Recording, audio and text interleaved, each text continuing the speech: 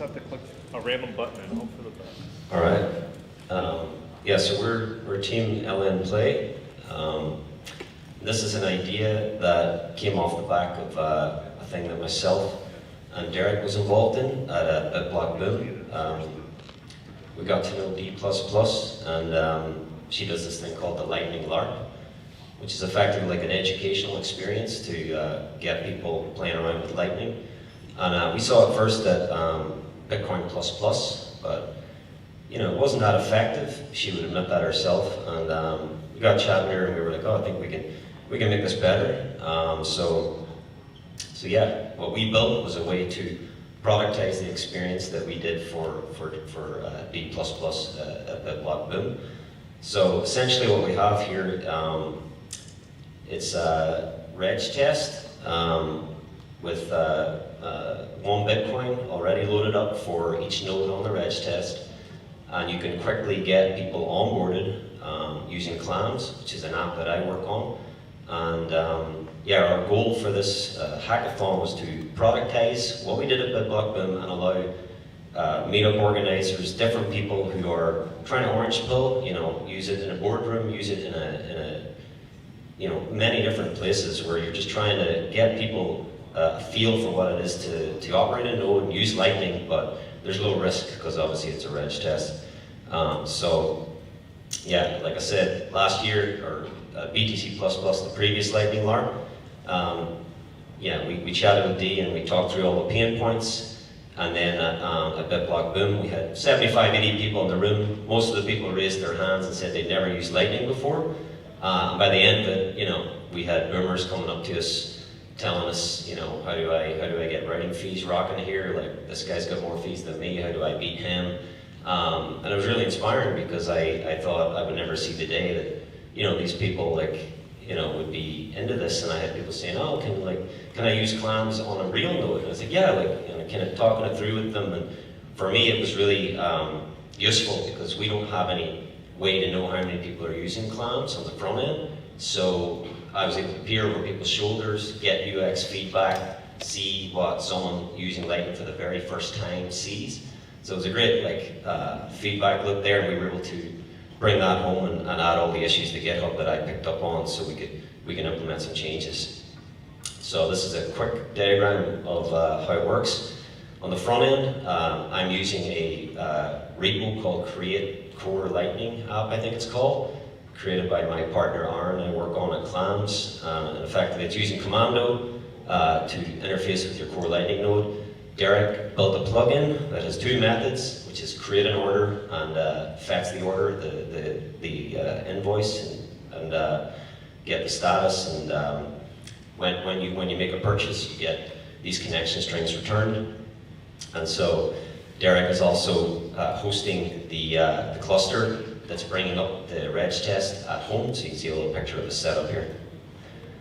So, like I said, some meetups, classrooms, conferences, boardrooms, dev experimentation. I've been thinking about like for Clams, particularly we do a lot of, we're interested in the bookkeeper stuff, but we were thinking it'd be cool to have like nodes spun up that we could just, that have like thousands of transactions on them, so we can connect and see how our app performs with them. So there's a lot of ways you could go with this.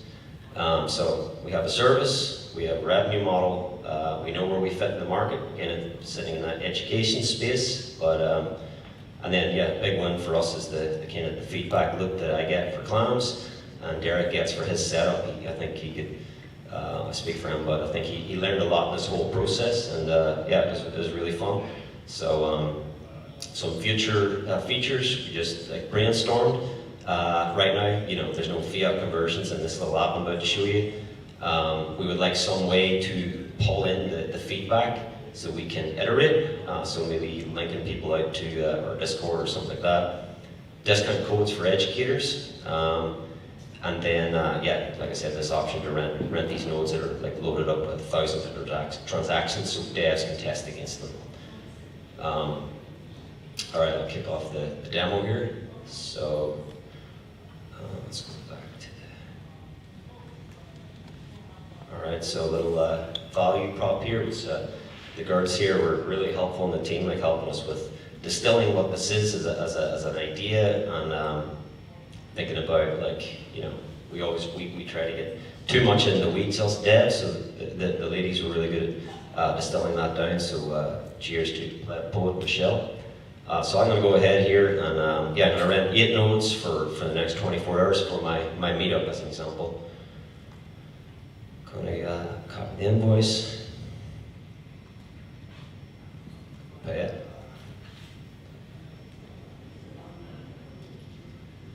So when this is paid, it'll be brought to your order page. There we go. And this is kind of, on the front end here, I was thinking of kind of the model, like if anyone's ever rented, what do you call it, the eSIMs, the private .link, or silent .link eSIMs, that kind of model. So you can obviously print these out for the party you're throwing, or you can just copy them like so. So I'll take a couple here.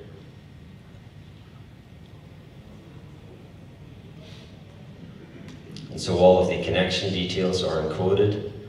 And there you have it. You have 2 nodes, each with a Bitcoin each, and we have 5-second block times, so people are straight into opening channels, you know, routing payments, and we have on the front end here, we also have the bookkeeper stuff, so they can learn a little bit about that. Yeah, I think that's pretty much it. Judges? Oh yeah, Question? where's my mic? You don't have one. I know, but I'll keep asking until I get one. All right, so, so you're the creator, or who's the creator? Yeah, it's kind of a partnership between myself and Derek. I primarily work on clams, so Derek works on sovereign stack, so it's kind of a combination of 2 ideas to make an educational tool. So I guess what I'm trying to figure out is, at Zevit, or at the Hackathon, what, besides, was LNPlay.live built during the Hackathon? Like, Yeah. LNPlay was built at this hackathon. We built it in the last couple of days. So the ability to scan a QR code and connect to a reg test node, we did that at BitBlock Boom. But the flow to productize it and automate it was done at the hackathon. Okay, gotcha. And then, so just to recap, the front end product wrapper was built at TABconf.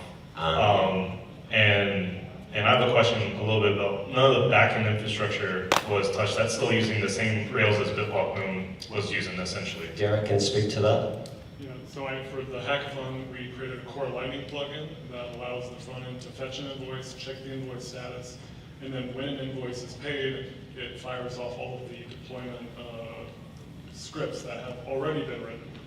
So we wrote the core Lightning plugin for the hackathon. Okay, so not only the front end product idea that you showed, but then, okay, also that CLN plugin that helps with, I'll just say, back-end communication and stuff. And then I have another question, just in ref to the service. What are y'all, when let's say I decide, hey, I want to spin up 8 nodes, or what was the max scroll? What is the maximum scroll to, or for you guys? For MVP, we just went with 8, 16, 32 nodes as options, and like 8, say, up to 24 hours. But we thought people might want it for a couple of days, and we just went with that for MVP. So when you do like a higher number, like 32, is that just spinning up pods on like a K8 cluster, or how is that working? Yeah, so we spin up a large VM, and we're using Docker just to one Bitcoin D instance and a bunch of core Lightning nodes. Gotcha. So you're just doing like a Docker compose and spinning up a bunch of